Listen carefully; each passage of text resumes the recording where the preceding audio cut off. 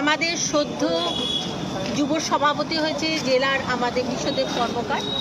ওর উপস্থিতিতে আমাদের এখানকার যুব সভাপতি ভাই সন্তু, ছাত্র পরিষদের সভাপতি, সর্বোপরি আমাদের অভিভাবক হিসাবে অরুণদা আছেন, এই টাউনের সভাপতি কাউন্সিলররা আছেন, তাদের সবাইকে নিয়ে ছাত্র যুব মিলে আমরা দেয়াল লিখনের কাজ শুরু করেছি।